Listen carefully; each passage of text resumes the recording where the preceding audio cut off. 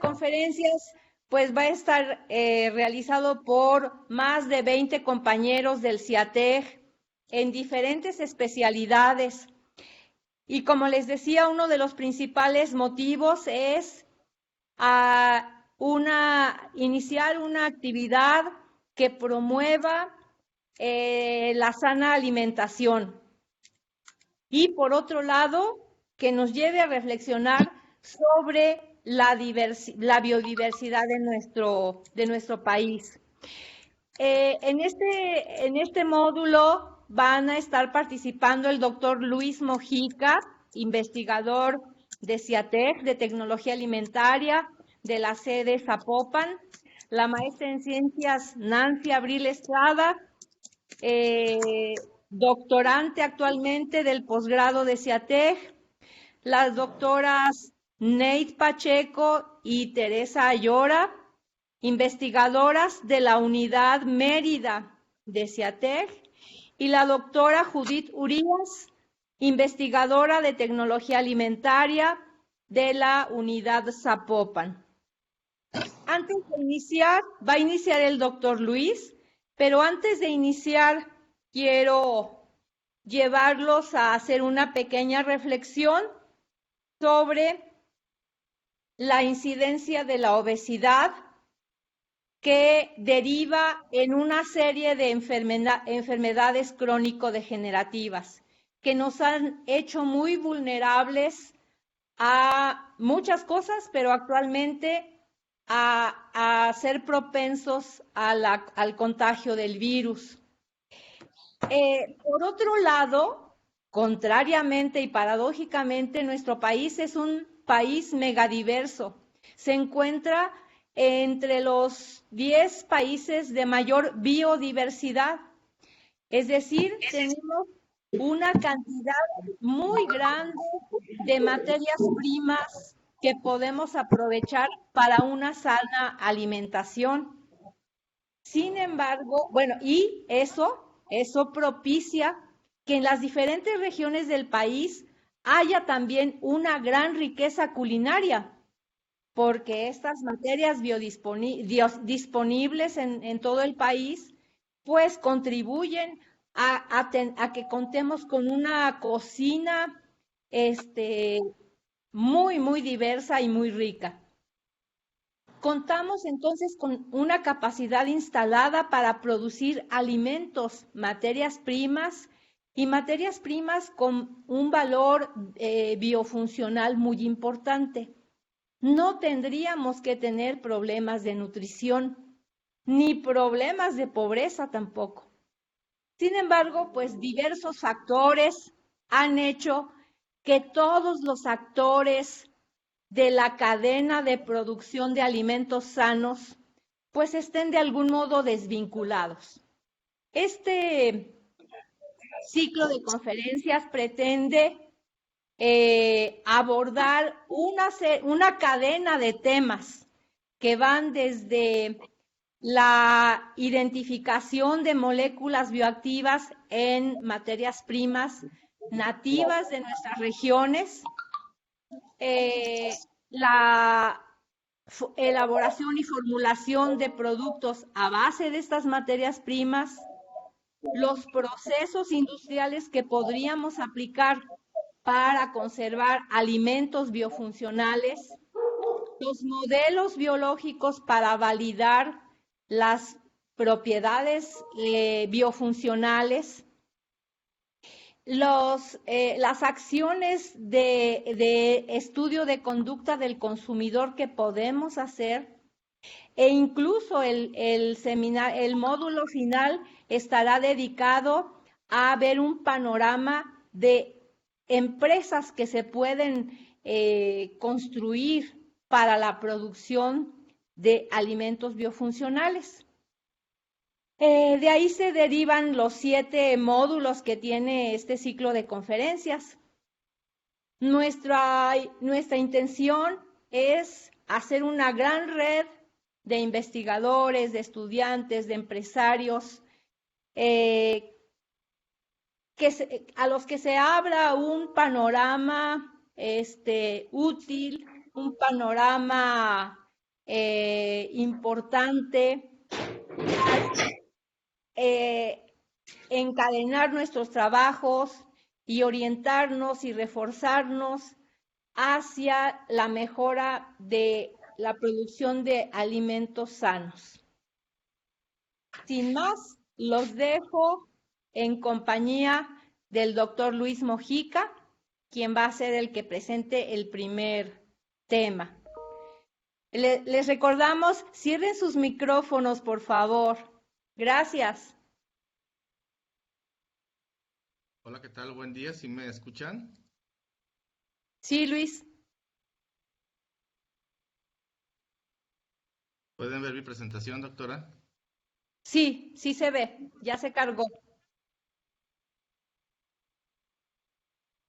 Ok.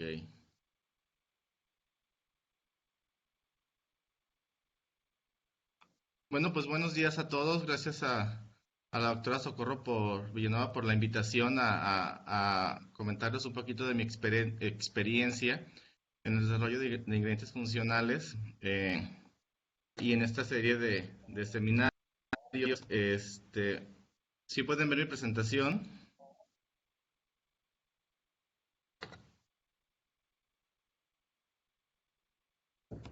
No, Luis, ya.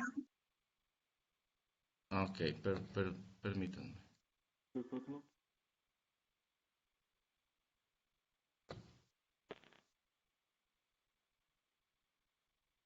Ok, ¿se ve? Ahora sí, ahora sí.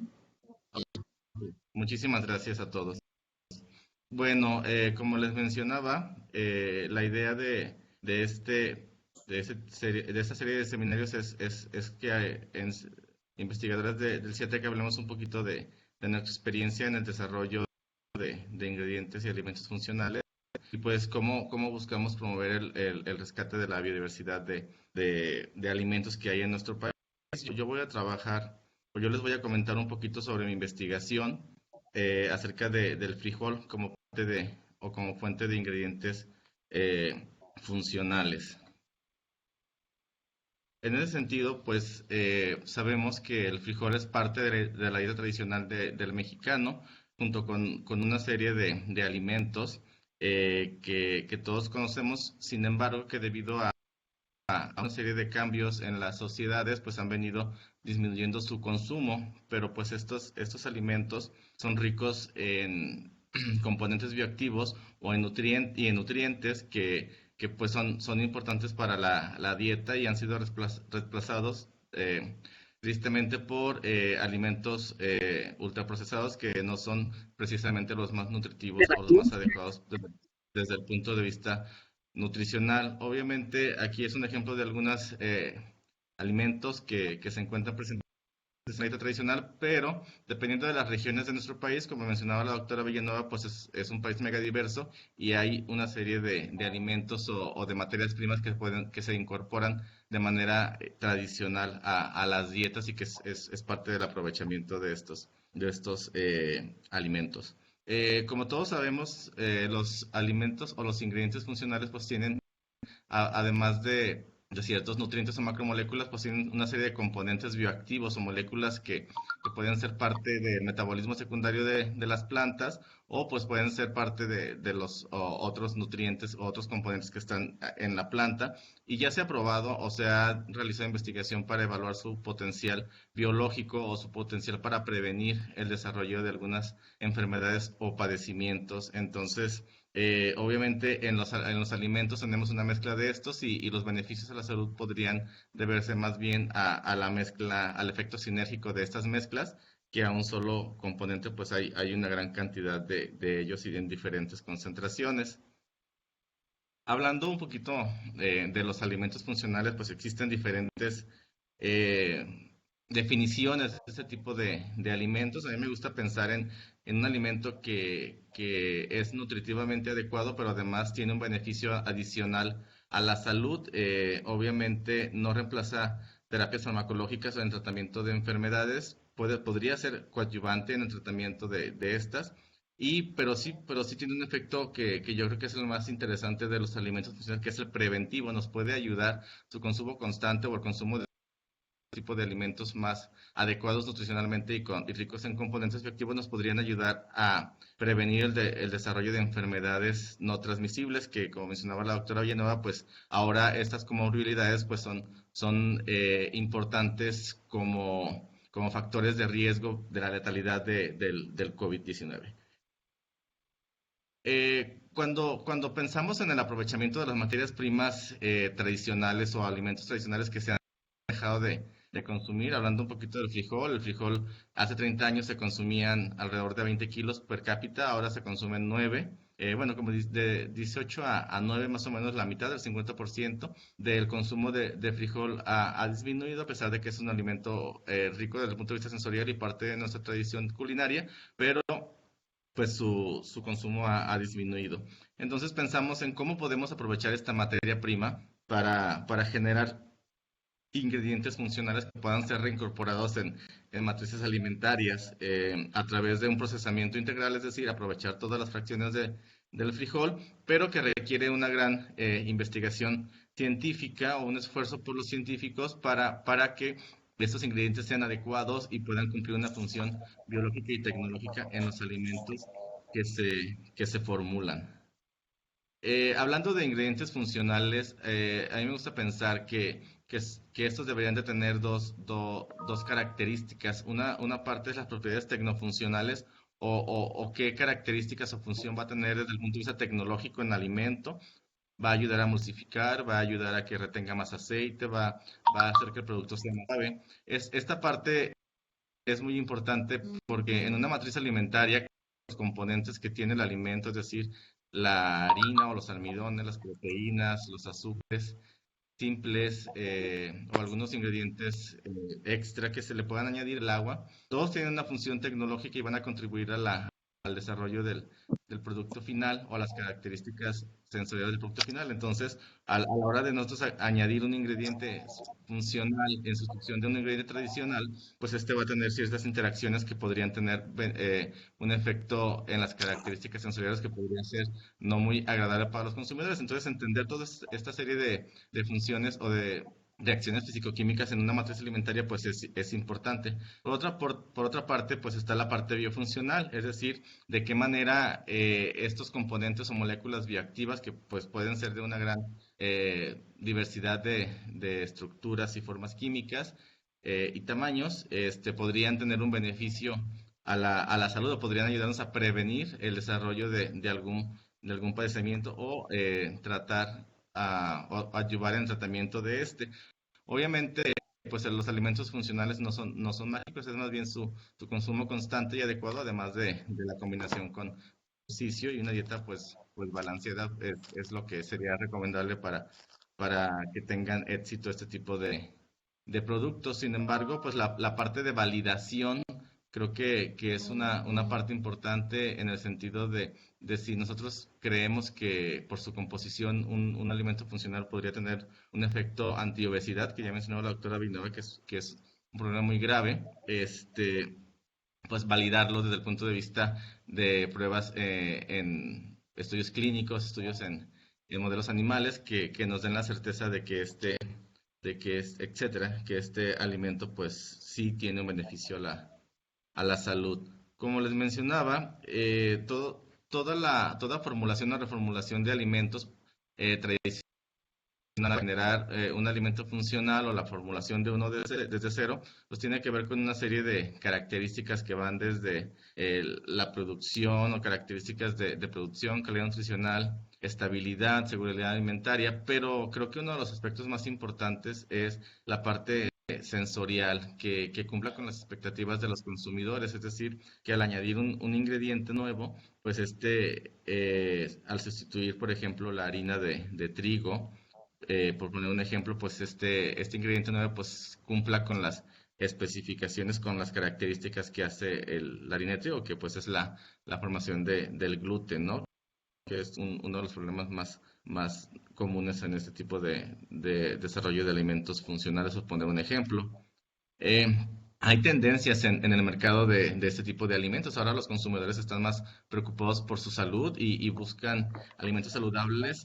Bueno, alguno de los claims o de las ideas que se asocia con salud, pues es alimentos ricos en proteína y ricos en fibra. Hay otros mercados interesantes como los veganos que buscan sustitutos de productos de origen animal, que también es un mercado muy interesante. También hay gente que busca o que es alérgica a algún tipo de alimento o que simplemente puede dejar de los que son genéticamente modificados, por ejemplo, la soya.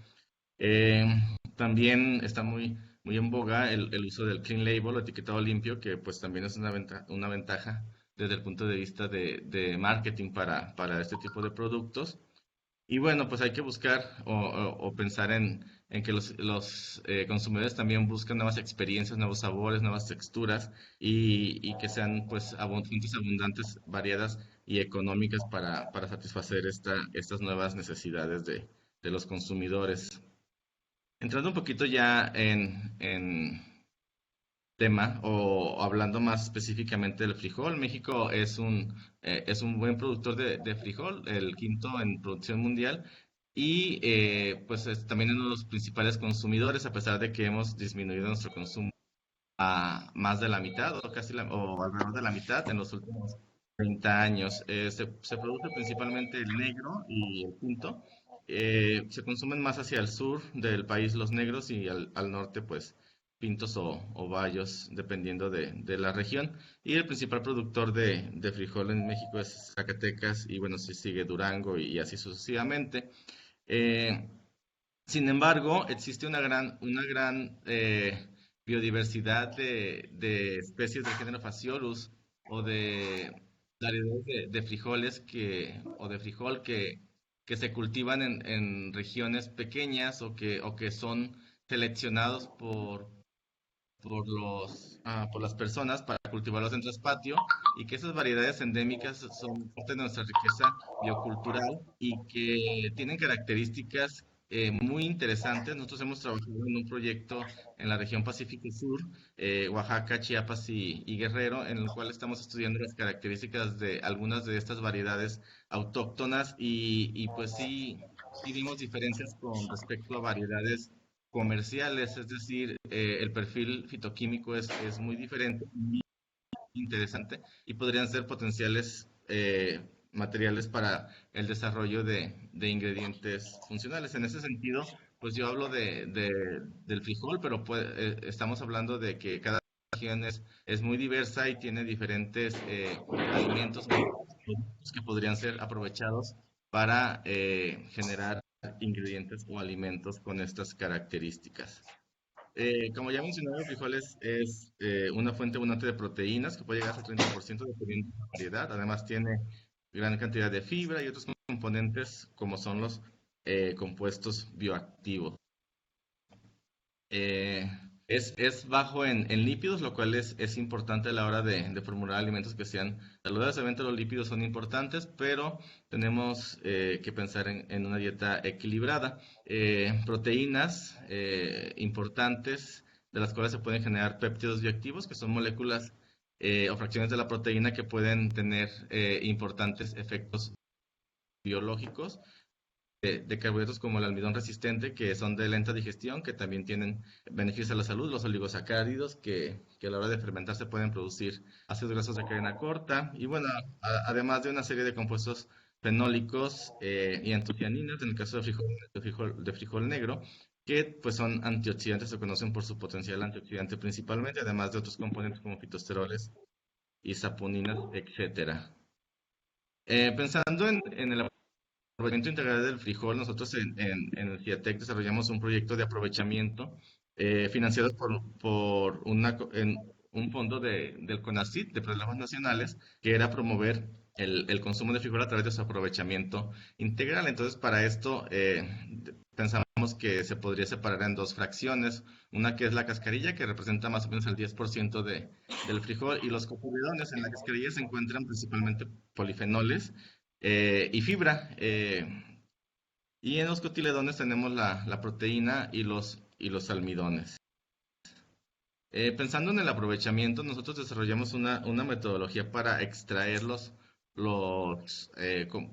compuestos fenólicos a través de tecnologías de supercrítico de las cascarillas para generar extractos ricos en antocianinas y pues son una mezcla de compuestos fenólicos que pueden utilizarse como pigmentos naturales, pero además se generó un prototipo de un descascarillador de esto para poder separar las cascarillas del cotiledón y que después los cotiledones podrían ser sometidos a tratamientos térmicos para inactivar componentes nutricionales, pero también para tratar de mejorar las propiedades tecnofuncionales de estos ingredientes que se generan. Obviamente, la extracción de proteínas en fuentes vegetales es mayor en medios alcalinos, para después separar por centrifugación los carbohidratos y finalmente por medio de ultrafiltración el supernatante se concentra para generar un concentrador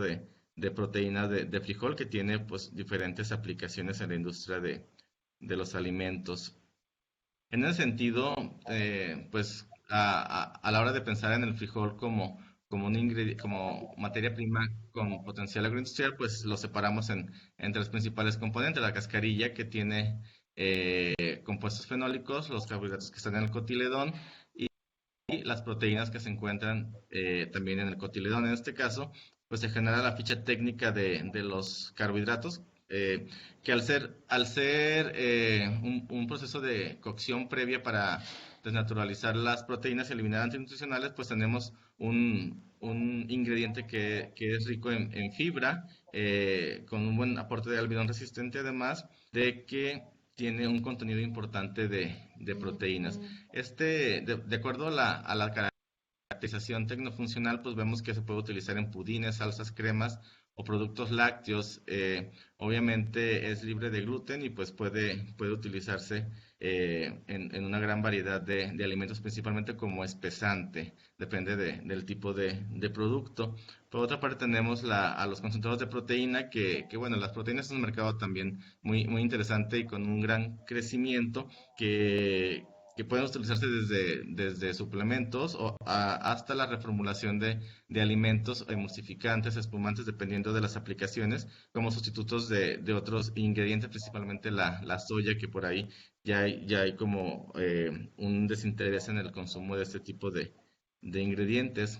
Por otra parte tenemos a los pigmentos que son antioxidantes, obviamente, que pueden ser utilizados como pigmentos naturales. Las antocianinas, dependiendo del medio y el tipo de antocianinas, pues dan colores del rosa al rojo, morado, pero que pueden fácilmente ser utilizados en alimentos líquidos de pHs ácidos y que pues tienen, además de ser antioxidantes y pigmentar, pues pueden modular algunos marcadores o enzimas relacionadas en otros evaluamos, por ejemplo, algunas asociadas a el tratamiento de diabetes tipo 2.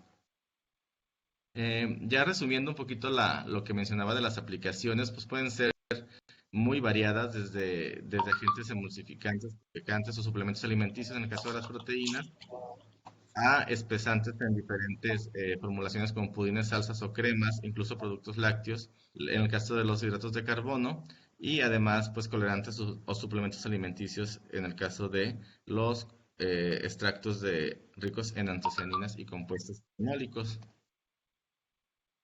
Existen ya en el mercado una gran variedad de aplicaciones en alimentos que llevan frijol. Principalmente se ha trabajado con harinas completas, es decir, se cocina frijol, se generan harinas y estas se añaden en diferentes proporciones a los alimentos y pues estas también tienen ciertas características de mejora de la calidad nutricional y el perfil de componentes bioactivos del alimento. Sin embargo, pues creo y considero que todavía existe una gran área de oportunidad en el aprovechamiento y utilización de este tipo de ingredientes y aprovecharlos en la reformulación de alimentos para mejorar el contenido de nutricional y de componentes bioactivos en los alimentos que por lo general se consumen. Obviamente aquí el reto es obviamente la parte de sabor y textura que sean similares a las de los productos que son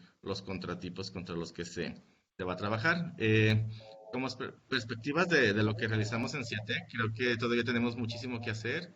Tenemos por ahí un posgrado en el cual pues los estudiantes que estén interesados pueden inscribirse o pueden las opciones de nuestro posgrado en innovación biotecnológica, pero además pues recibimos a estudiantes de licenciatura que son tesistas o de servicio social y prácticas profesionales. Entonces creo que hay mucho por hacer todavía en el tema y pues al final necesitamos apoyo y hacer crear ese tipo de interacciones o de colaboraciones que podría potencializar nuestro trabajo.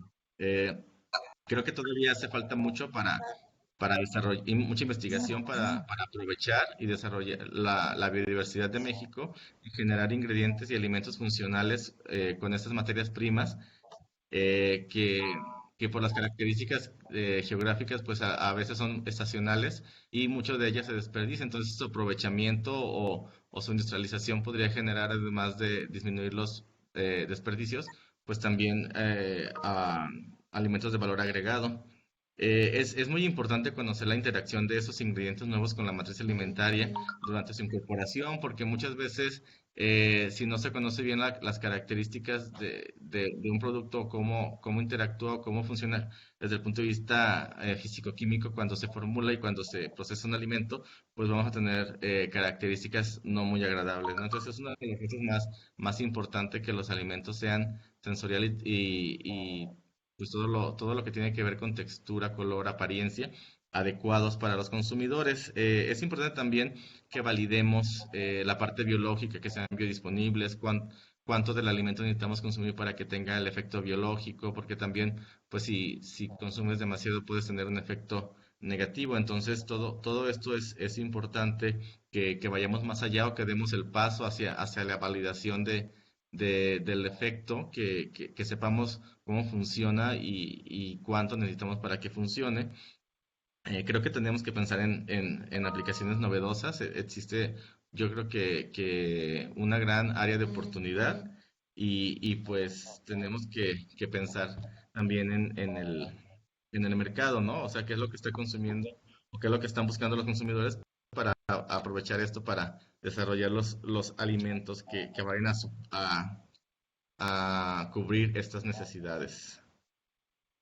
Bueno, de mi parte es todo de mi aportación. Yo creo que las preguntas las dejamos para el final. No sé qué opina la doctora Villanueva. Sí, muchas gracias, Luis.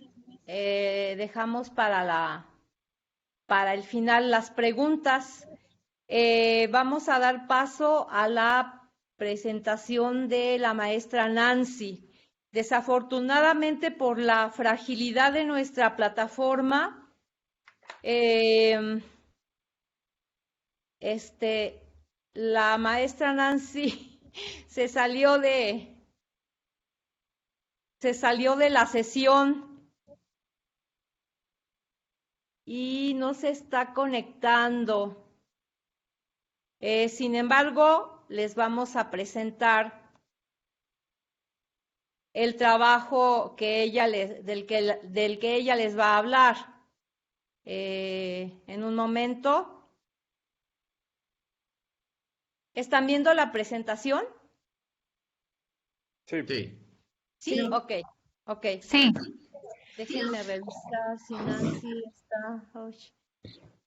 Desafortunadamente nuestra plataforma no es robusta y está sacando a varias personas el sistema. Entonces, pues una disculpa, estamos limitados, pero bueno, tenemos la buena intención de ofrecerles esto. De verdad nos apena mucho esto. Bueno, la maestra Nancy actualmente está trabajando con modelos ex vivo para medir la biodisponibilidad de los ingredientes nutracéuticos ya en el intestino y saber si realmente se absorben. Porque como dijo el doctor Luis, no basta con ponerle el ingrediente funcional a una matriz alimenticia. Hay que garantizar que por interacciones físico-químicas demasiado fuertes o reacciones de degradación, los materiales no vayan a degradarse o a no estar disponibles. Y eso durante la formulación, pero posteriormente durante la digestión también corremos el riesgo de que no se aprovechen. Ella trabaja en eso.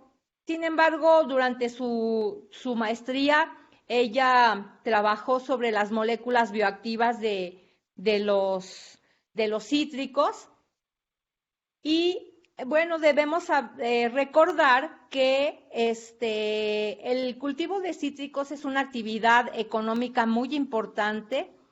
En nuestro país, el negocio de los cítricos contribuye con el 2.78 del PIB, del Producto Interno Bruto. En México tenemos, como ya dijimos, la gran ventaja de tener mucha diversidad de cítricos, algunos desaprovechados, y justamente es sobre 2 cítricos desaprovechados que produce México que les preparó la maestra Nancy esta presentación. Uno de ellos es la lima dulce. La lima dulce tiene un sabor excelente, es perfumado, desafortunadamente es muy sensible al calentamiento, a los cambios de pH. Si ustedes acidifican el jugo de lima para conservarlo, pierde absolutamente su sabor. El linalil acetato, que es el componente del aroma, se desestabiliza.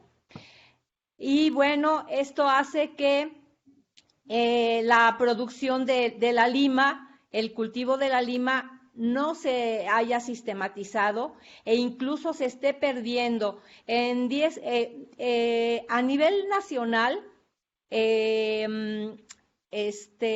Jalisco es el primer productor de lima, pero su producción ha ido disminuyendo porque no hay mercado para la lima. Por otro lado está la naranja agria que vemos en la ciudad de Guadalajara y en algunas otras ciudades como árbol ornamental. En el caso de la naranja agria, donde más se utiliza en el país es en Yucatán, porque forma parte de los ingredientes de la cocina yucateca, muy sabrosa. Sin embargo, el uso, la comercialización que se tiene, pues es muy baja, porque realmente lo que se utiliza es el jugo en pequeñas cantidades y la cáscara, pues para saborizar. También se utiliza para hacer algún medicamento oriental, pero eso no impulsa el cultivo. Entonces, es un cultivo que, al menos en las ciudades, genera mucha basura porque la fruta se pudre en el árbol. Entonces, sobre estos 2 cítricos es sobre los que ha trabajado Nancy. Y el objetivo es rescatar estos 2 cultivos, darles, obtener sustancias bioactivas, entender qué tan importantes pueden ser tanto biológicamente, biofuncionalmente y por ende, pues económicamente, con el fin de evitar que se pierda el cultivo, de promover su cultivo sistematizado, porque la pérdida de especies desequilibra el ecosistema y ya sabemos las consecuencias que tiene el desequilibrio. Entonces, estos ingredientes funcionales, pues se han estado estudiando. Ciatec no es el único que ha estudiado estos cítricos. Hay otros trabajos. Por ejemplo, en el caso del jugo de lima, se ha demostrado que puede disminuir los niveles de glucosa en ratones.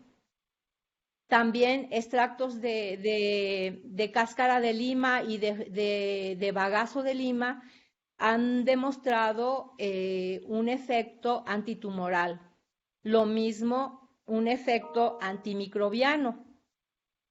En CIATEC se ha evaluado, se ha trabajado sobre la capacidad antioxidante, el efecto de la lima y sus extractos sobre enzimas que están involucradas en el metabolismo de los carbohidratos.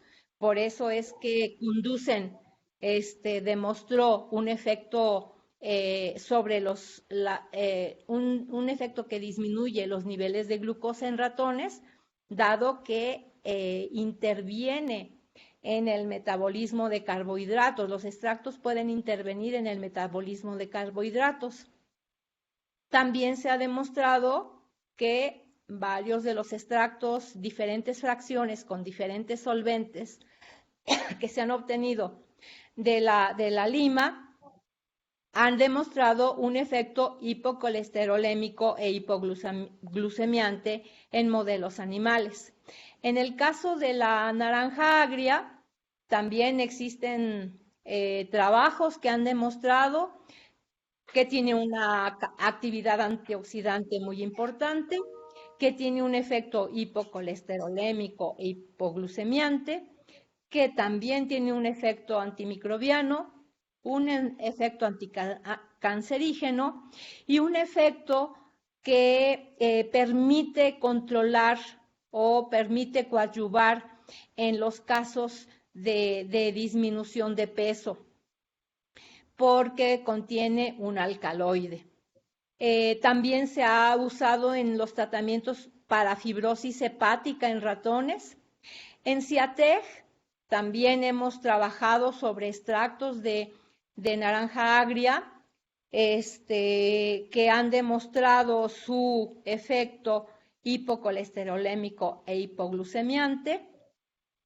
Como decía el doctor Luis, esto no es un medicamento, es un ingrediente que consumido de manera constante puede contribuir a prevenir la incidencia de ciertas enfermedades. Sobre todo estos cítricos, puede prevenir las elevaciones de colesterol y de glucosa en sangre. Entonces, pues se han hecho diferentes trabajos. En el caso de la lima, en colaboración con una empresa muy consciente del ambiente, interesada en el cultivo de la lima, se ha trabajado en el desarrollo de un ingrediente nutracéutico a base de lima, extractos que también pueden incorporarse en formulaciones alimenticias y mermeladas que han conservado todos ellos sus efectos hipocolesterolémicos e hipoglucemiantes. En el caso de la naranja agria, se ha desarrollado un producto a base de extractos de naranja agria. Se ha validado su efecto hipocolesterolémico e hipoglucemiante. En eso consiste una parte del doctorado de Nancy. También se han formulado y se han establecido procesos para la conservación tanto del jugo de lima como del jugo de naranja agria, manteniendo sus características sensoriales casi iguales que si fuera jugo fresco. Para esto tenemos algunas patentes derivadas de esto y también hemos desarrollado bebidas en polvo a base de estos dos cítricos. Aquí les mostramos algunos resultados sobre el nivel de glucosa en sangre, ¿sí? Se trabajó con jugo de lima, jugo de naranja agria, administrado a ratones sanos, a los que se les indujo un exceso de glucosa a través de la dieta. Entonces, tuvimos ratones que ingirieron, ¿sí?, una gran cantidad de glucosa, y posteriormente al grupo control negativo no se le administró nada, al grupo control positivo se le administró un medicamento que se utiliza para el control de la glucosa en sangre, y se les administró los jugos que nosotros formulamos de diferente manera. Entonces, como observarán, respecto al control, ¿sí?, a los ratones que no comieron nada, pero sí tenían un tremendo nivel de glucosa en sangre, los jugos que formulamos, pues, indujeron una disminución significativa de la glucosa en sangre.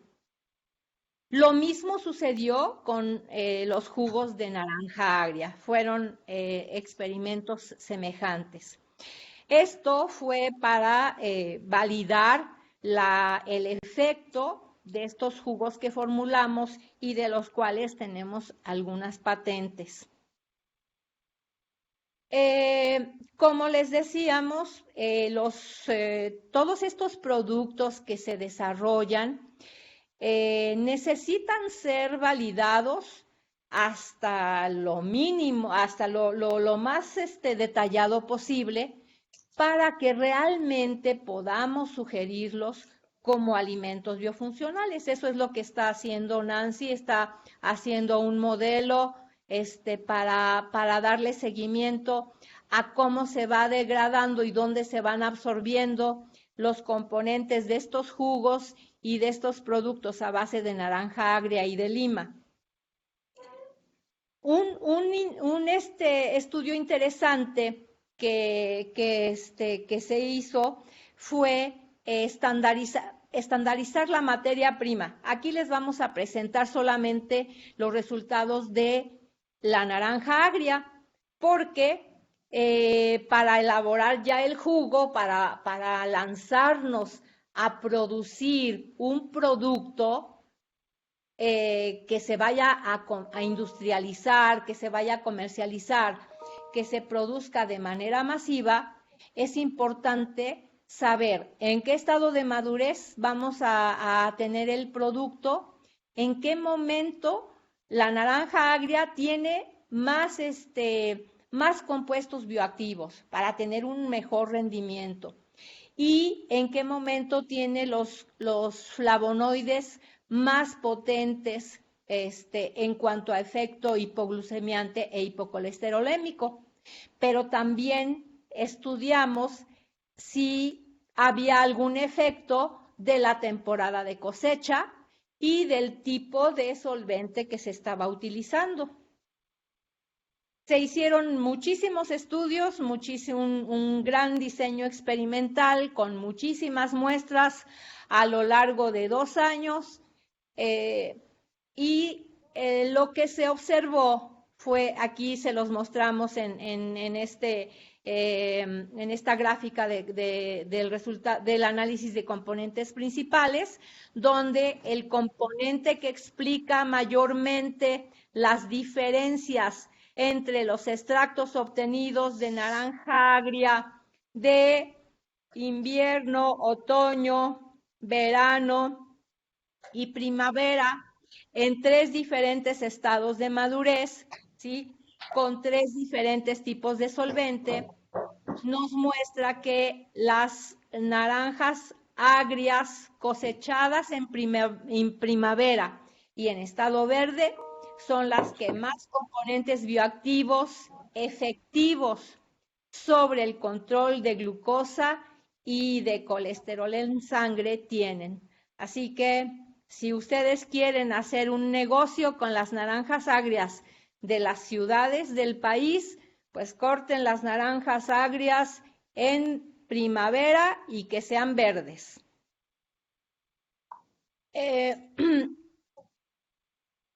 Hay todavía muchísimo que hacer sobre otros componentes de la naranja agria, sobre otros efectos biológicos y pues resta terminar este estudio para saber qué tanto se absorben estos productos que formulamos con naranja agria y con lima, qué tanto se absorben a lo largo del tracto digestivo.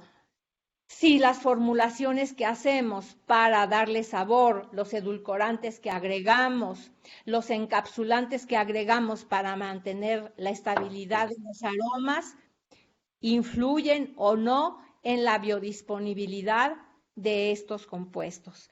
Así que los que quieran incorporarse con nosotros, pues serán bienvenidos. Y estaremos colaborando en este país para generar, para que las tesis no se queden ahí, ay, pues ya sacamos ya encontramos tal molécula en tal recurso natural. Sí, pero luego hay que ir a formular y y la formulación no es una receta de cocina, es estudiar a fondo la estabilidad de esas moléculas bioactivas, luego validar si ese alimento al ser ingerido tiene un efecto biológico y luego validar si realmente en el intestino se absorbe. Y ya que tenemos todo eso, ahora sí, a planear el negocio para impulsar la generación de empleos, la generación de recursos y para contribuir al equilibrio del ecosistema al estar nosotros promoviendo el uso de esos cítricos. Por esta parte de Nancy es todo. No hacemos preguntas ahorita y le damos la palabra a las doctoras Tere Ayora y Nate Pacheco. Adelante, doctoras.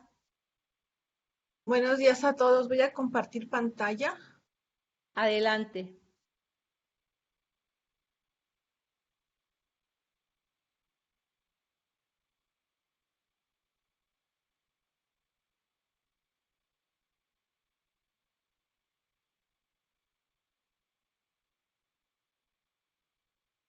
¿Sí la ven? Sí. Sí se ve. Bueno, nada más voy a comentar, la doctora Ney tuvo un pequeño contratiempo, igual con la plataforma precisamente de Blue Jeans. No escuchaba nada, intentando volver a reconectarse ya no lo logró, así es que bueno, solo van a escucharme a mí por el momento. Entonces, Sí, gracias. Sí, no, gracias a ustedes. Continuando con la plática, la charla sobre los compuestos bioactivos que podemos obtener de diferentes fuentes vegetales, pues en esta ocasión yo les voy a platicar un poco sobre lo que se puede obtener a partir del mango y lo que hemos hecho también en Ciatec utilizando este fruto. El mango es una fruta jugosa que tiene diferentes formas, puede ser desde redonda a oblonga, y consta de una cáscara, una pulpa comestible y el endocarpio, que es el que contiene la semilla. Hay diferentes variedades alrededor de todo el mundo, con diferentes formas, colores, texturas y sabores. En la imagen yo les presento los 6 tipos o variedades de mango que más se producen de manera comercial en México. Y entre ellos están el Ataulfo, el Hayden, el Tommy Atkins, el Kit, el Kent, el Manila. Y es justamente la producción de este fruto que se da casi en todo el territorio mexicano. Sin embargo, hay estados que producen mayor cantidad de este fruto. Y entre los que destacan, bueno, pues está Guerrero, Sinaloa, Nayarit, Chiapas, Oaxaca, por mencionar algunos. Y es de estos estados que tienen la mayor producción que les presento aquí los números en toneladas justamente de su producción de mango, que alcanza casi a los 2 millones de toneladas, eso fue el año pasado, y de esta cantidad producida, el 50% aproximadamente es lo que se exporta. Cabe mencionar que México ocupa entre el quinto y sexto lugar a nivel mundial en la producción de este fruto, pero es el primer exportador de este fruto a diferentes mercados en el mundo. El mango lo podemos consumir de diferentes maneras. Una pues es de fresco, que es su sabor jugoso, dulce, que a muchos gusta. También se puede consumir en forma de néctar. También lo podemos encontrar ya como una mermelada o jalea. También, como nos gusta mucho a los mexicanos, acompañado de chile. O también se puede encontrar en el mercado como deshidratado, como si fueran orejas. Sin embargo, y si observamos, todos estos productos son a base de la pulpa. El mango no solo está constituido, obviamente, por esta pulpa, también tenemos, como ya había mencionado, las cáscaras y las semillas. Y son estas cáscaras y semillas las que ocupan o representan del 35 al 60% del total del fruto. Eso depende de la variedad. Por lo tanto, tenemos ahí un material, un subproducto que puede ser aprovechado para la obtención de diferentes componentes que se pueden utilizar como aditivos para alimentos o que además, si estamos hablando de moléculas bioactivas, pueden utilizarse para el tratamiento de diferentes enfermedades. Y justamente adentrándonos a estos bioactivos del mango, les voy a platicar un poquito. En las cáscaras del mango, esta está de manera general constituida o tiene una materia orgánica a base de almidón, celulosa, lignina, hemicelulosa y pectina. Se ha reportado que el almidón que tiene la cáscara tiene un bajo índice glucémico, es decir, tenemos ahí la oportunidad de obtener un componente que se puede adicionar a los diferentes alimentos y tener como consecuencia un efecto positivo, es decir, no se van a subir o elevar los niveles de glucosa en sangre de personas que tienen alguna afección en este sentido. Y en el caso de las pectinas, estas se utilizan principalmente como gelificantes, excipientes farmacéuticos, como prebióticos y para encapsular. Obviamente la pectina del mango no es algo diferente a las de las demás, sobre todo las que se obtienen de cítricos y de manzanas, que son las que se transforman de manera industrial, pero finalmente nos da una opción adicional para darle un valor agregado a estos. Adicional a esta materia orgánica, pues también tenemos compuestos fenólicos que forman parte de este subproducto y también tenemos algunos pigmentos como lo son las antocianinas y los carotenos. Estos dos grupos tienen una propiedad que es la actividad antioxidante. Y esta actividad se da principalmente por la presencia de diferentes componentes como son la mangiferina, el ácido químico, ácido gálico, ácido elágico y la catequina. Y aquí nada más les presento una estructura de cómo es, ¿sí? Alguno de estos compuestos y por qué tiene justamente esas propiedades antioxidantes. En el caso de la almendra, que es realmente la semilla del mango, que es la parte que se encuentra dentro del endocarpio, esta almendra está constituida por almidón, por fibra, lípidos, esteroles como el campesterol, estigmasterol y el beta-citosterol, los tocoferoles y los fenoles y polifenoles. Cabe remarcar que los lípidos que tiene justamente esta almendra se ha detectado, se ha reportado que tienen características tecnofuncionales que pueden sustituir en algún momento la manteca que se obtiene del cacao. Estos fenoles y polifenoles que se han encontrado en la almendra del mango, sí también son la mangiferina, el ácido químico, el ácido gálico, el ácido elágico, la catequina. Sin embargo, se encuentran en diferentes cantidades a lo que se ha encontrado en la cáscara. Aquí les presento la estructura de la mangiferina y por qué me centro en ella. Este compuesto fenólico se ha reportado que tiene muchísimas propiedades medicinales y de hecho en Asia es comercializado ya de manera normal y tiene un costo entre los $200 y $300 por kilogramo. Por lo tanto, ahí tenemos igual otra oportunidad, ¿sí?, de darle una aplicación o un valor agregado a estas almendras del mango. Ahora, estos compuestos fenólicos de los que les he platicado, que aquí les pongo algunos ejemplos, tienen diferentes propiedades biológicas, entre las que se han reportado la antidiabética, los antitumorales, antiplaquetarios, inhiben algunas enzimas, también tienen efectos benéficos en el sistema respiratorio, en el sistema inmune y en el cardiovascular, tienen actividad antimicrobiana y tienen actividad antiviral y, por supuesto, la actividad antioxidante. Y de aquí yo me voy a centrar en la actividad antimicrobiana. Esto se ha reportado que esta actividad se puede dar en microorganismos como el Propionibacterium acnes, que es una de las bacterias que causan el acné.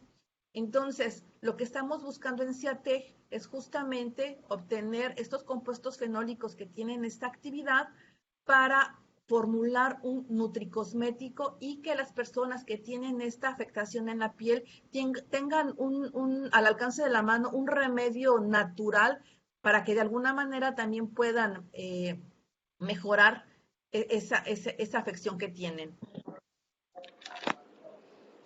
También, aparte de los compuestos fenólicos, como les mencioné hace un momento, están los fitosteroles, entre los que ya habíamos hablado, ¿sí?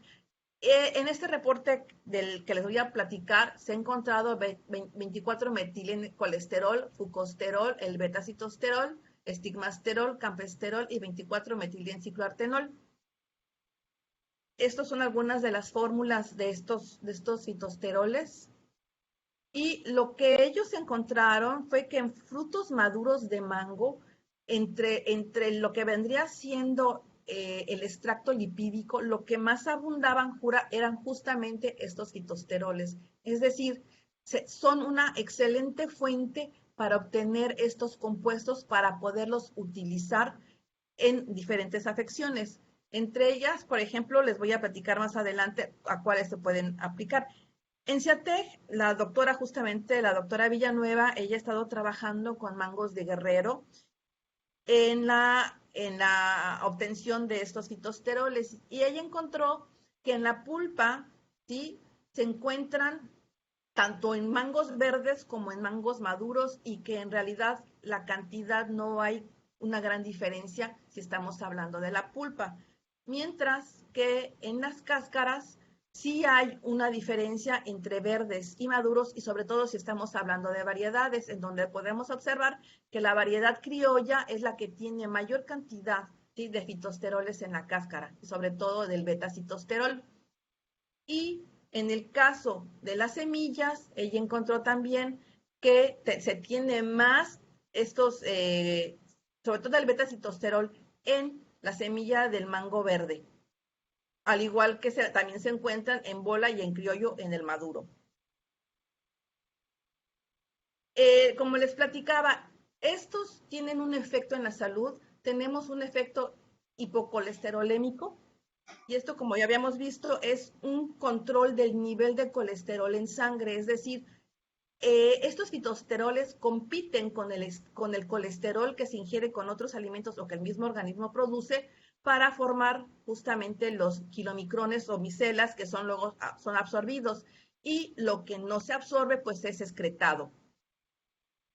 Por esto es que se utiliza como parte de los tratamientos en personas que tienen síndrome metabólico o que tienen elevadas los niveles de colesterol en sangre.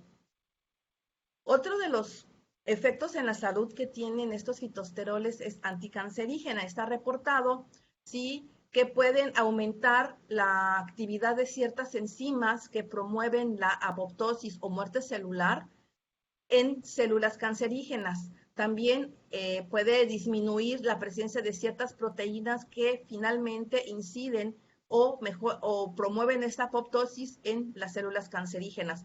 Y al mismo tiempo, como se puede observar aquí, al reducir el colesterol, también se está promoviendo a que disminuyan justamente las consecuencias de inflamación, incidiendo nuevamente en la apoptosis y favoreciendo a que se inhiba la carcinogénesis. Y por último, también se ha reportado que estos fitosteroles tienen actividad antioxidante. Además de estos compuestos que ya les platiqué, también tenemos las pectinas que ya les había mencionado. Las pectinas tienen estas propiedades de gelificante, emulsificante y estabilizante y generalmente se utilizan en alimentos para las mermeladas o jaleas o para hacer gomitas, o para darle espesor al alimento al que se le incorpore. También la pectina es utilizada en la industria farmacéutica como excipiente, tanto para cremas o como en el famoso Kaupectate, y también se utiliza en la industria de cosméticos para darle justamente esa textura a las cremas que se utilizan. Centrándome en la pectina, les platico que está reportado que tiene, además de que se puede utilizar con estas propiedades tecnofuncionales en alimentos o en la industria farmacéutica, tiene efecto hipoglicémico, tiene actividad antibacteriana, tiene actividad antioxidante, actividad antiinflamatoria, actividad inmunoregulatoria y actividad antitumoral. Sin embargo, últimamente se ha reportado que se puede utilizar como un acarreador para liberar fármacos, es decir, como si fuera una capsulita. ¿Cómo? ¿Podrían, por favor, apagar su micrófono? Bueno, justamente en la formación de estas cápsulas es que nosotros en Ciatec estamos utilizándola a partir de mango para la encapsulación de compuestos que tienen actividad biológica y que pueden luego ser incorporados a otros alimentos o a otros productos. Un ejemplo es el encapsular los compuestos polifenólicos para incluirlos en panes y así funcionalizarlos. Es decir, le vamos a dar una propiedad adicional en beneficio de nuestra salud. Otra de las alternativas es utilizar esta pectina justamente para encapsular la mangiferina, los otros polifenoles que tienen estas propiedades antimicrobianas, para que se puedan utilizar justamente como un nutricosmético. Y algo más que estamos trabajando también en Ciatec es utilizar estas pectinas para la elaboración de biopelículas, es decir, estamos buscando darle una aplicación para la elaboración de empaques para alimentos que puedan ser biodegradables y de alguna manera no solo estaríamos beneficiándonos con sus propiedades medicinales, sino además lo podemos estar aprovechando para proteger alimentos. Otro reporte que se tiene es justamente de sus propiedades prebióticas. Los prebióticos son los alimentos, son carbohidratos que utilizan los microorganismos que tenemos en el tracto digestivo y que promueven el crecimiento de los benéficos y lo que nos promueve tener, obviamente, una buena salud. Entonces, el poder utilizarlas también como esto podría ser una alternativa de uso de estas pectinas como alimento funcional. Es obvio que todos estos productos o compuestos que les he platicado no solo se encuentran en el mango. En el caso, por ejemplo, de los compuestos fenólicos, los podemos encontrar, y está reportado, que se pueden obtener de frutas, verduras y hojas. La mayoría en general tienen casi los mismos compuestos fenólicos, sin embargo, las cantidades que presentan uno de otro es lo que hace la diferencia. Adicional a esto, hay algunos compuestos fenólicos muy característicos de cada fruto o verdura. El ejemplo es la mangiferina, que se encontró en mango por primera vez y es de ahí donde recibe su nombre. En el caso de los fitosteroles, estos los podemos encontrar en diferentes aceites vegetales, en granos y cereales, en las nueces, en frutas y en verduras. Y los aceites vegetales son los que tienen un mayor contenido en estos fitosteroles. Lo que se ha reportado y se ha encontrado en los diferentes mangos es que pueden competir en cantidades los que se encuentran en los vegetales, sobre todo en el de palma, que es el que tiene menor contenido. Y en el caso de las pectinas, pues estas también las podemos encontrar en cualquier fruta o verdura ajo, porque finalmente son parte de la estructura de la célula vegetal. Por lo tanto, la podemos obtener de cualquiera de estas fuentes. Y una vez obtenida, entonces viene el proceso de obtención de lo que se conocen como pectooligosacáridos, es decir, cortar esas grandes moléculas de pectina en pequeños pedazos, que es lo que se pueden utilizar justamente como probióticos y que está reportado que tiene una mayor funcionalidad que los Vete mismos al cuarto de abuelita, fármacos Johan. que se encuentran en diferentes, que están reportados, por ejemplo, como la inulina. Y obviamente, pues ahora el que nosotros estamos utilizando estas pectinas es como matriz encapsulante. Aquí les presento, se ha utilizado en el secador por aspersión para encapsular compuestos fenólicos del mismo mango y eso es lo que hemos estado avanzando. Tenemos muchas cosas todavía por hacer, tenemos muchas ideas que poner aterrizar. Se les invita a quienes quieran trabajar con nosotros a poder desarrollar cualquiera de estos productos. También necesitamos validar, como decía la doctora Socorro, muchas de las cosas que están reportadas. Si estamos pensando en incluirlos en alimentos, ver si, como ya se ha mencionado en las dos pláticas anteriores, si no se afectan durante el proceso de elaboración de alimento o si ellos a su vez no afectan en las propiedades tecnofuncionales de ese alimento. Entonces, las puertas están abiertas para que a cualquiera que quiera unirse a nosotros para continuar con esta investigación, darle ese valor agregado al mango que se produce en México, pues son bienvenidos. Ahí están nuestros nombres. Una disculpa por parte de la doctora Aney, pero pues tuvo problemas con la plataforma. Muchas gracias. Muchas gracias, Tere. Oigan, por favor, alguien tiene ahí su micrófono abierto, se lo suplicamos, ciérrenlo. Las preguntas las vamos a poner al final. Ahora vamos a dar paso a la doctora Judith Urías, de la investigadora de la unidad Zapopan. Adelante, Judith. Gracias, doctora. Nada más voy a compartir Sí, muchas gracias. a usted.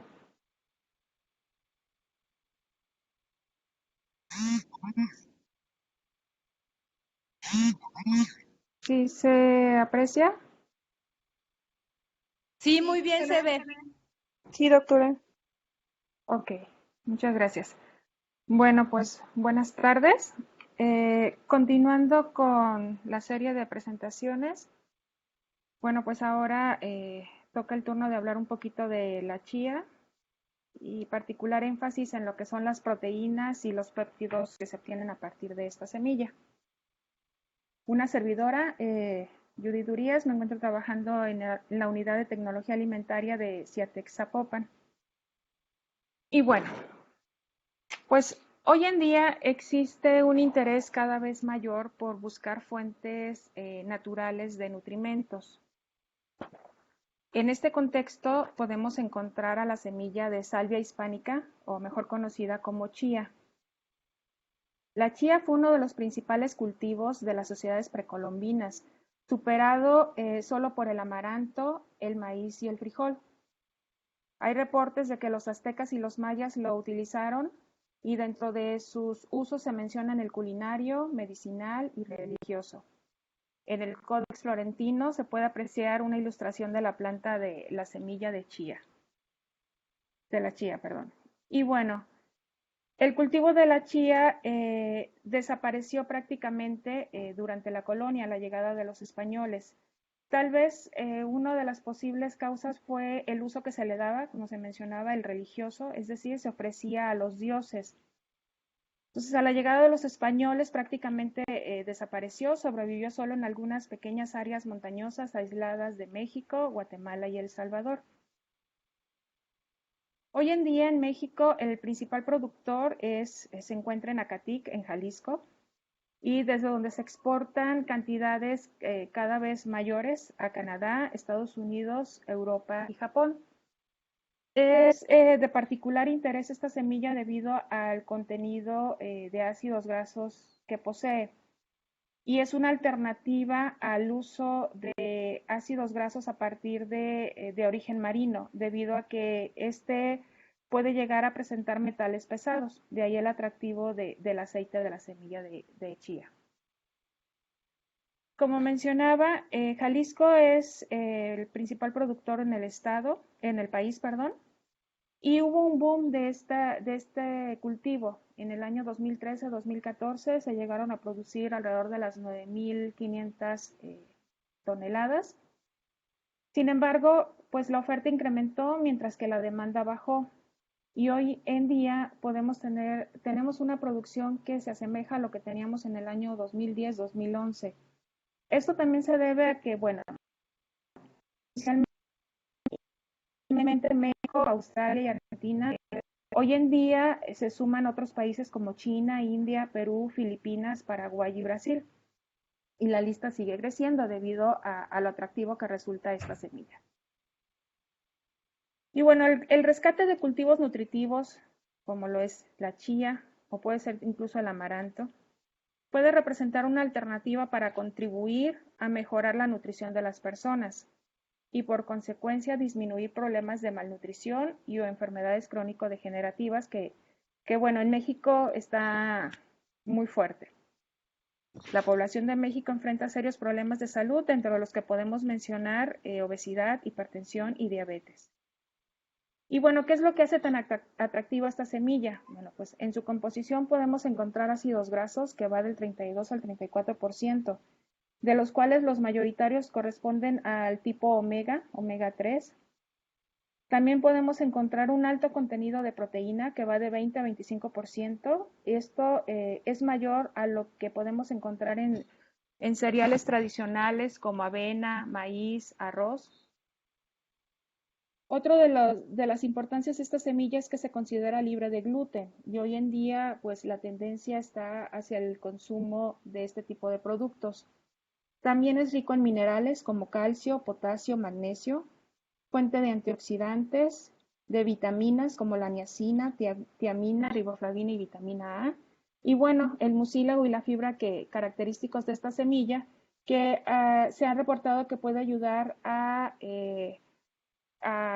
efectos saciantes y a disminuir la ganancia de peso corporal. En cuanto al procesamiento de la semilla de chía, mencionaba, bueno, que es de particular interés su composición en ácidos grasos. A nivel industrial, la semilla de chía se procesa. Dentro del método más utilizado tenemos el prensado por frío y se obtiene el aceite, el cual, como mencionaba, pues es rico en ácidos omega, principalmente el ácido omega 3, el linolénico, el cual es un precursor de EPA y DHA y que se ha reportado que ayudan a evitar problemas de coagulación sanguínea, disminución de la agregación plaquetaria, así como la disminución de los niveles de triglicéridos en sangre. Pero bueno, el proceso implica que quede un subproducto. Este subproducto se conoce como torta de la semilla de chía, y que llega a presentar hasta un 33% de proteína, lo cual lo hace particularmente interesante. Sin embargo, hoy en día se utiliza principalmente para alimentación animal. Entonces, las proteínas de la semilla de chía han sido extraídas en laboratorio y hemos obtenido un perfil proteico donde en base a la solubilidad se extraen estas proteínas y hemos obtenido que las globulinas y las glutelinas, las cuales globulinas solubles en soluciones salinas y glutelinas en soluciones alcalinas, son las fracciones mayoritarias.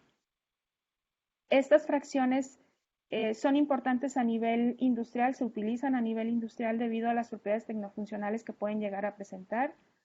Se les puede encontrar propiedades de actividad emulsificante, actividad espumante, así como formación de geles, de absorción y retención de aceite, además de que poseen una alta estabilidad térmica, lo cual es importante cuando se habla de alimentos procesados, se incorporan para la formulación de alimentos y que requieran calor. Llegan a presentar resistencia a temperaturas incluso mayores a los 100 grados centígrados. Dentro de las fracción globulinas de la semilla de chía hemos encontrado a las globulinas 11S. Estas proteínas ya son ampliamente utilizadas a nivel industrial. Ejemplo más grande son las proteínas tipo globulinas 11S de soya. Y bueno, cuando tenemos proteínas, las proteínas por sí solas pueden llegar a tener propiedades tecnofuncionales, como se había mencionado, así como también llegar a presentar efectos benéficos tras su ingesta, además del de nutrir. Sin embargo, cuando estas proteínas se someten a hidrólisis, puede ser una hidrólisis enzimática, se obtienen fragmentos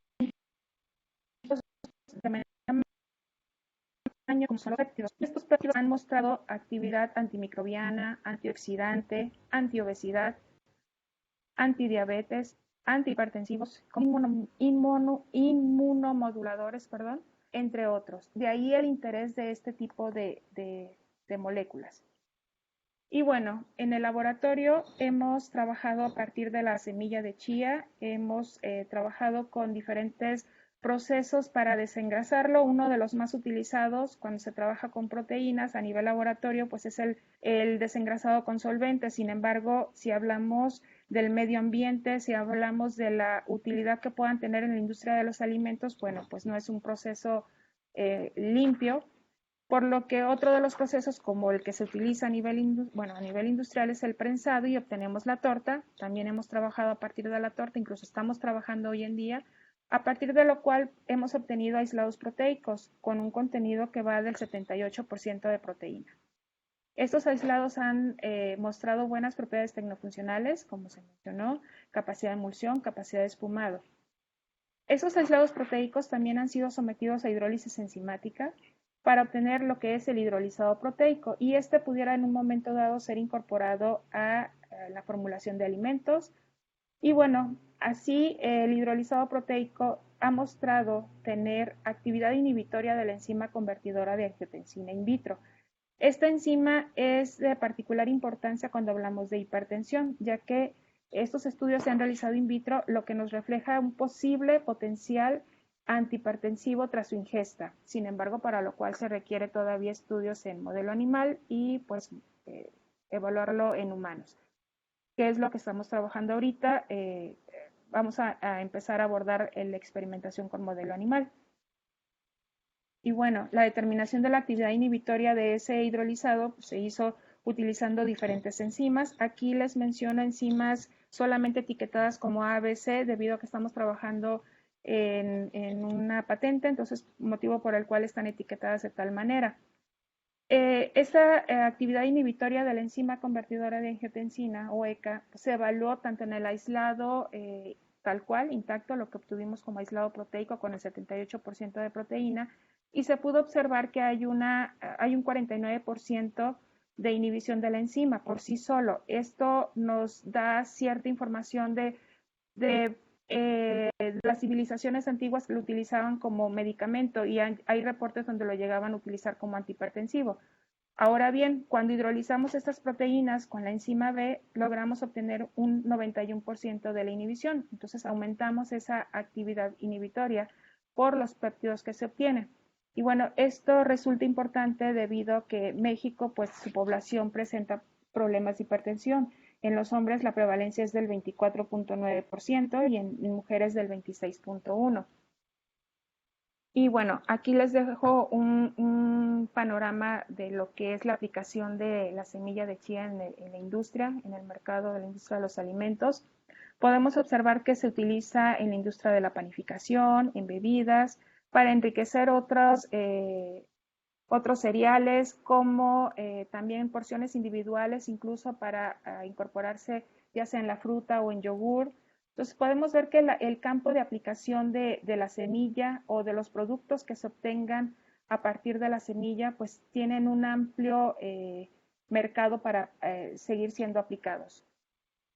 Bueno, como perspectivas finalmente dentro de lo que se trabaja en CIATEC con la chía, tenemos seguir trabajando en la difusión de los beneficios que aporta el consumo de la chía, esto tratando de apoyar y de que se siga cultivando pues la chía, que no caiga este cultivo al ser una semilla tan importante nutritivamente, tecnofuncionalmente, y bueno, Dentro de lo que se está trabajando mencionaba que se valora el efecto fisiológico del consumo de los hidrolizados proteicos de la semilla de resistencia a la insulina en modelo animal rata. Les mencionaba que hemos trabajado a nivel in vitro, ya lo vamos a llevar a modelo animal, y este es un trabajo que actualmente se está desarrollando, es una tesis de doctorado por la alumna Brenda San Pablo. Y bueno, esto también cae dentro del proyecto que es el aprovechamiento del residuo del proceso de extracción de aceite de la semilla de chía para la obtención de aislados e hidrolizados de proteína con potencial tecnológico y biofuncional. Es un proyecto que está siendo apoyado por FODESIJAL y este da margen para opciones de tesis. Estamos a sus órdenes. Cualquier duda, comentario, estoy a sus órdenes. Muchas gracias por su atención y adelante. Gracias, doctora. Gracias a todos. Gracias, doctora Judith. Pues ahora sí vamos a dar paso a preguntas, a las preguntas que si los pudieran escribir en el chat.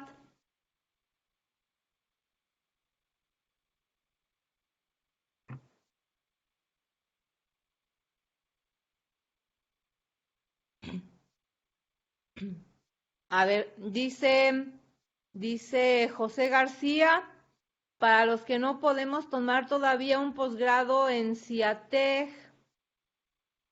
se me pierde. En CIATEG, ¿habrá algún curso o taller programado respecto a estos temas? ¿Se ha evaluado el efecto en compuestos bioactivos en frutos de desecho, ejemplo HLB en cítricos? Qué bueno que lo comentas, Jorge. Mira, en estos días próximos recibirán ustedes un cuestionario. Tenemos la intención de que este ciclo de conferencias se convierta en un diplomado.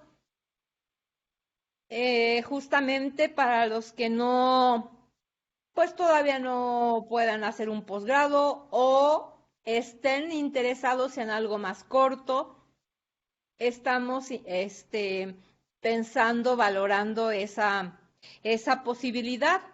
Si ustedes están interesados, pues por favor nos contestan el cuestionario que les enviemos y entonces vamos viendo, tal vez hagamos el diplomado para el año que viene, porque aquí pues es muy limitado, son conferencias cortitas y pues hay mucho que aprender y mucho que compartir con ustedes. Así que pues estén atentos a eso.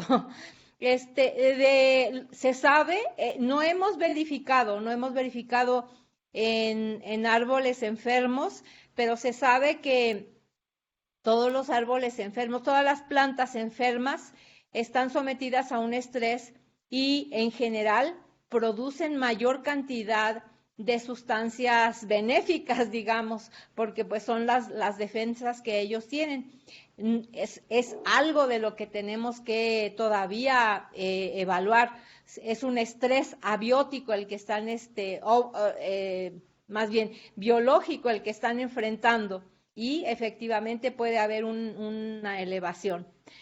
No sé, elevación de compuestos bioactivos. Luis, ¿quieres leer otra pregunta, porfa? Sí, gracias, doctora. Pues hay muchas preguntas. Había una que me pareció interesante. Dana pregunta que en el caso del jugo de naranja y lima, se conoce que los jugos tienen una alta concentración de glucosa y no se aconseja en pacientes diabéticos. ¿Qué componentes es el que actúa en el organismo para contrarrestar los niveles de glucosa sanguíneo? Son los flavonoides. Hay en el caso de la naranja agria, pues está la esperidina, la noesperidina. En el caso de la lima, no tengo aquí en la mente los compuestos flavonoides mayoritarios, pero son esos compuestos. De hecho, tenemos un trabajo donde al jugo de naranja agria se le agregó azúcar para contrarrestar la acidez y a otro jugo se le formuló con diferentes edulcorantes. Se observó que el jugo que contenía azúcar, a pesar de contener azúcar, no elevó de manera drástica la glucosa en sangre cuando fue ingerido por los ratones. Pero todavía hay mucho que estudiar ahí. Cómo es que se genera, qué interacción se genera. Hay una interacción solamente mecánica de asociación de la glucosa, de la sacarosa, de la fructosa con los flavonoides y simplemente no se absorben, o es otro mecanismo. Esa es una de las preguntas que todavía tenemos que contestar en ese sentido. Y nada más aprovecho, aquí comentan si se hicieron estudios de los antioxidantes y los flavonoides de las diferentes fracciones de naranja agria y de lima. Sí, lo que pasa es que no las presentamos aquí. De hecho, pues es una tesis muy completa que hay sobre se hizo la comparación del perfil de flavonoides de semilla, de bagazo, de jugo, de cáscara y con diferentes solventes. Y tenemos esa información, sí la hay. Perdón. Luis, Gracias, adelante. doctora. Bueno, hay una serie de preguntas aquí que están bastante interesantes. Hay una de Varesca Zarete Sí. que pregunta que si existe algún método de inhibición de las enzimas endógenas del frijol, mango y chile. Yo con respecto al frijol, nosotros hacemos tratamientos térmicos por autoclave o extrusión para precisamente, además de inactivar enzimas endógenas, pues también desnaturalizar componentes antinutricios de carácter proteico. Entonces, este tratamiento térmico tiene un efecto en la disminución en activación de las, por ejemplo, inhibidores de tripsina, lectinas, también disminuye el ácido fítico y también tiene otros efectos en otras moléculas que pudiesen ser consideradas antinutricios. En el caso del frijol, bueno, en el caso de la chía o del mango no lo desconozco, pero quiero contestar una pregunta que me parece muy interesante, que habla de qué tipo de estudios pueden sustentar el beneficio de prevención por consumo de alimentos tal cual, porque hay muchos alimentos que apenas se empiezan a estudiar. Bueno, esta pregunta me parece interesante porque por lo general o tradicionalmente en esta área de alimentos funcionales, lo que hacemos o como lo percibimos es hacer primero extracción de los componentes bioactivos, caracterización para saber qué moléculas hay, entender cómo están compuestos los alimentos y bueno, después generar ingredientes funcionales que pudiesen ser añadidos a alimentos o generar un alimento directamente, ¿no? Después se caracteriza físico-químicamente y se entiende de qué estamos hablando y cuál es su composición exacta. Una vez que tienes la composición en base a la literatura, tú puedes intuir qué tipo de efectos. Si es un alimento rico en proteína, pues se pueden generar péptidos bioactivos. Rico en fibra, pues la fibra tiene su propio efecto benéfico. Compuestos fenólicos pues son antioxidantes. Entonces existen una serie de pruebas preliminares que yo creo que son importantes porque te van ayudando a saber qué tipo de beneficio podría ser, como son las antioxidantes. Hay pruebas in vitro también de inhibición de enzimas clave en el tratamiento de enfermedades, por ejemplo, inhibición de lipasas pancreáticas, de alfa-amilasa, de la DPP4 para diabetes. Es decir, hay una serie de pruebas que puedes ir escalando y después si tienes el recurso, pues puedes trabajar en cultivos celulares que te da la opción de simular algún tejido en un cultivo celular y ver de qué manera estos componentes podrían modular algún marcador asociado Buenos días. a un padecimiento. En ese Queríamos hablar con sentido, el doctor de... perdón, ¿podría apagar su Sí, micrófono? Héctor Enrique. Eh, ¿Con quién tengo el gusto, Este, perdón? Servicios escolares, ¿podría cerrar su micrófono?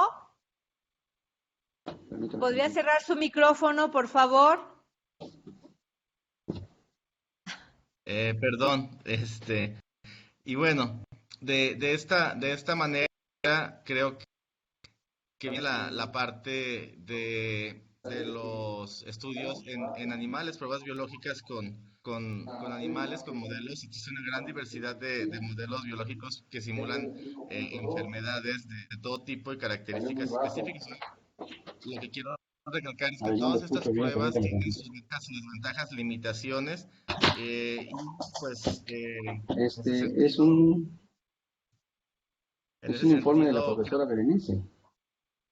oiga, la persona que está ¿Sí? hablando por teléfono, que es de servicios escolares, por favor, Materia, ¿puede apagar su gestión del micrófono, aprendizaje. señor? Ajá. Creo que no oye tampoco. Está trabajando. Tiene Sí. Y bueno, 2.6. en ese sentido, las pruebas, como les mencionaba, las pruebas biológicas en animales, pues también te dan información importante, pero pues el gold estándar para nosotros, y yo creo que es muy importante las personas que trabajamos con ingredientes y alimentos funcionales, es su validación en humanos. Por ahí yo creo que trabajando de la mano, de manera interdisciplinaria con médicos, podemos migrar hacia la validación biológica en estudios clínicos. ¿Por qué? Porque pues estamos trabajando con alimentos, los cuales son procesados como alimentos y siguen siendo alimentos. Definitivamente, no, dependiendo pues también del tipo de alimentos, no existe un riesgo toxicológico cuando lo comparas como con fármacos, que es muchísimo más delicado.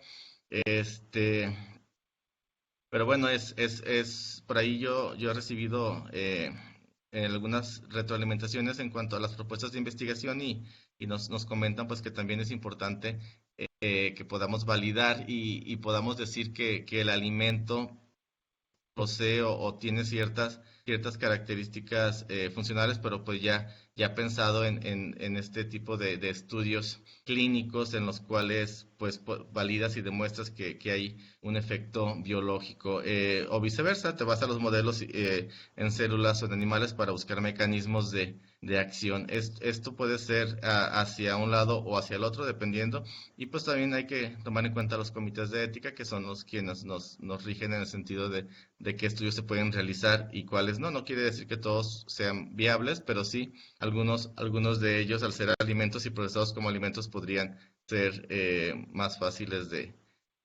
realizar y poder validar su efecto. Yo también quisiera agregar, doctora Socorro, que tenemos por ahí ya poco tiempo y a lo mejor podríamos cerrar. Tenemos gente conectada de muchos estados del país. Estaba leyendo por ahí, Quintana Roo, Tabasco, Chihuahua, Puebla, Estado de México, Veracruz, Oaxaca, Durango, Michoacán, Sinaloa, Zacatecas, San Luis Potosí, por los que pude escribir en mis notas. Pues muchas gracias por su participación. Creo que en este seminario pues hemos todos aprendido algo. Definitivamente tenemos la limitación de la plataforma, pero estamos ahí. Yo recibí algunos correos y comentarios sobre la plataforma. Vamos a ver de qué manera lo podemos solucionar para los siguientes seminarios y pues todos se puedan conectar y todos puedan recibir la información. Es importante trabajar en grupos interdisciplinarios, como les comento, con personas expertas en otro tipo de validaciones biológicas para que podamos desarrollar alimentos y no queden en tesis. Eso es lo más importante, no sea solamente una tesis o un paper, sino que podamos llevar esto a la práctica, buscar relacionarnos o vincularnos con empresas que aprovechen todo esto que se invierte en ciencia en el área de alimentos funcionales y que se lleven a cabo las transferencias y el desarrollo de este tipo de productos, que al final los más beneficiados van a ser la población que pueda consumir productos. Yo por ahí veía una vez un claim de un producto que era como un extruido de, de harina que tenía más proteína que el brócoli, ¿no? Entonces, y la gente lo Ah, compraba solamente con eso. no, Hay un área bien interesante, pero de decir cosas que realmente sean verdad y que sean pues nutritivas y que más allá de la parte económica pues puedan darle beneficios reales a la población y a los consumidores que definitivamente sí están buscando este tipo de productos. No sé si quiere agregar algo, doctora Socorro. Sí, miren, aquí nada más esta última pregunta para la doctora Judith y ya cerramos. Dice, ¿qué pruebas realizaron para saber que las proteínas en la fracción proteica de su SD-page? Ay, se me fue, permítanme. Eran globulinas. Eran, sí, a ver, espérenme. Oh, Globulinos. ajá, Globul- sí. Adelante, Judith. Ok, gracias. Bueno, inicialmente se hace un fraccionamiento en base a solubilidad, entonces ya desde ahí estamos fraccionando. Obtenemos fracciones solubles en agua, en solución salina. En este caso las globulinas pues, son principalmente solubles en soluciones salinas. Corremos la electroforesis y ya pesos moleculares característicos para algunas proteínas en este tipo de semillas. Comparten similitud con proteínas que se encuentran en amaranto, en soya. Entonces, ubicamos el peso molecular que en SDS page anda alrededor de los 50 kilodaltons, que es bajo condiciones no reductoras, y utilizamos condiciones reductoras para ver si obtenemos las subunidades que conforman, es decir, la subunidad ácida y básica, y es como podemos ir identificando a estas moléculas. Entonces, es una serie de estudios que se van haciendo en secuencia para poder ponerles nombre y apellido a las proteínas, que bueno, esto ya está más que estudiado desde hace mucho tiempo para otras proteínas, como mencionaba, en amaranto, en soya. Entonces, pues básicamente es eso como vamos definiendo. No sé si quedó contestada la pregunta. Pues miren, chicos, chicas, todos los visitantes, todos los que nos hicieron el honor de participar aquí en este webinar, primer webinar, nos pueden contactar por correo. Por ahí ya los doctores pusieron sus correos para que hagan las preguntas específicas. Si quieren, les repetimos. La doctora Urías es jurías, @ciatec.mx. Doctora Tere está por ahí para que comente su correo. Sí, aquí estoy, doctora. Sí, es tayora con y @ciatec.mx, y el de la doctora Nate es npacheco @ciatec.mx. Tu correo, Luis.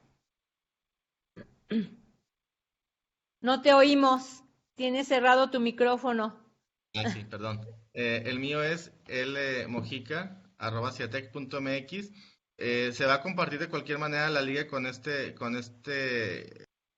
seminario que fue grabado para que lo puedan ver quien esté interesado y pues definitivamente se puedan poner en contacto con nosotros y tratar de responder preguntas específicas, como algunas que no se pudieron leer. Una disculpa por eso, pero estamos abiertos para trabajar en conjunto, colaborar y pues dejar todo claro. Y pues los invitamos, vamos a hacer todo nuestro posible por tener una plataforma más robusta o establecer una estrategia para que todos puedan estar conectados. Les pedimos una gran disculpa, pues nuestros recursos son limitados, sin embargo, pues se los ofrecemos con toda la intención de que esto sirva para hacer una red de trabajo colaborativo, porque como les decía al inicio, el aprovechamiento de nuestros recursos, la soberanía de nuestro país depende de nuestro trabajo colaborativo. Así que pues los invitamos a seguir en las siguientes conferencias. La siguiente es el día 19. Posteriormente va a haber el módulo de formulación con alimentos funcionales. Después va a haber el de procesamiento de alimentos funcionales, posteriormente de legislación. El penúltimo va a ser ¿qué dicen los consumidores? Porque miren, todo el trabajo que involucra diseñar un alimento funcional puede irse a la basura si los consumidores no lo usan, si no lo quieren, ¿sí? Hasta el señor indigente tiene sus preferencias, sus gustos, los alimentos que no puede comer. Entonces, es una parte importante. Y finalmente, para cerrar todo el ciclo, pues va a haber el módulo donde vamos a dar una perspectiva sobre cómo se puede hacer un negocio a partir de todo este conocimiento, cómo se puede generar un beneficio a la comunidad, generar empleos y pues alimentos saludables. Así que les agradecemos muchísimo. Estaremos en contacto, como nos dijo el doctor Luis, les enviaremos la liga para esto va a estar grabado, los que quieran volver a verlo, pues van a tener esa oportunidad. Y como les decíamos, tenemos la intención de convertir esto en un diplomado. Si ustedes están de acuerdo, pues ya nos enviarán sus comentarios. Y pues no me queda otra cosa que agradecerles. No sé si alguien más quiere comentar algo. Caro, doctor Luis, doctora Judith, doctora Tere. Pues nada más que estamos abiertos a contestar todas aquellas preguntas que quedaron sin contestar. Por favor, háganosla llegar a través del correo electrónico para que no se queden con la duda. Muchas gracias a todos y pues nos vemos en la siguiente edición de este seminario, que sería el 19, como menciona la doctora Villanueva. Buenas tardes. Igual, muchas gracias a todos. Sí, les vamos a mandar la liga del nuevo webinar, ¿sí? Perdón, es la misma liga. Para el siguiente webinar es la misma liga. Ya los siguientes vamos a cambiar. Sí, Caro, ¿estoy en lo correcto? Sí, doctora, está en lo correcto. De mi parte también agradecerles a todos por su paciencia. Como bien mencionan los doctores y las doctoras, vamos a hacer un gran esfuerzo para que los siguientes webinars no tengamos tantas fallas. Mencionar que esta plataforma no depende de nosotros, CIATEC no la administra, es una manera de cómo consideramos que era mejor comunicarnos con ustedes. Probablemente nuestra siguiente propuesta será tal vez grabar un video para poder proporcionárselos. Esperen por favor con un poquito de paciencia nuestras siguientes indicaciones. El correo en el que ustedes han recibido esta liga es el mío, me pongo totalmente a sus órdenes. He tenido el gusto de poder contactarlos a cada uno de ustedes y nada más ténganos un poco de paciencia. Como ya menciona la doctora, el siguiente webinar justamente es esta misma liga, pero vamos a revisar con nuestra área de tecnologías de la información de qué manera podemos mejorar para que no tengamos ningún inconveniente, ¿sí?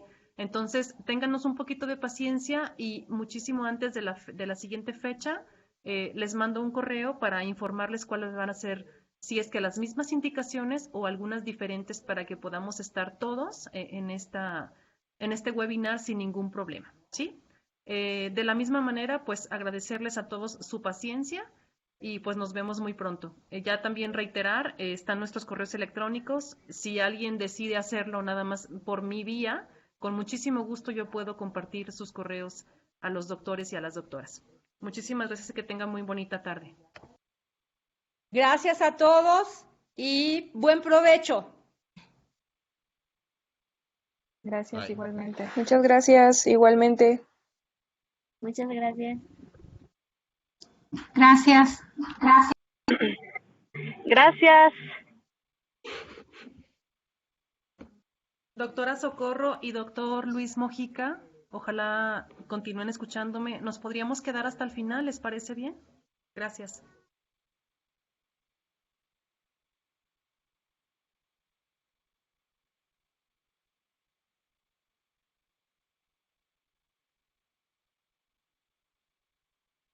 Grabación activada. Caro, perdón, ya estoy aquí, me sacó. No se preocupe, doctora. Mire, Sí. si gusta, como seguimos grabando, ¿qué le parece mejor si esperamos a que termine toda la videoconferencia? que Sí. salgamos todos y mejor ahorita les mando un correíto a ustedes, ¿les parece bien? Sí, me parece perfecto, Caro, Para que no gracias. hagamos más largo el video, porque como tenemos que editarlo para poder compartírselos a ellos, vamos de una Sí. vez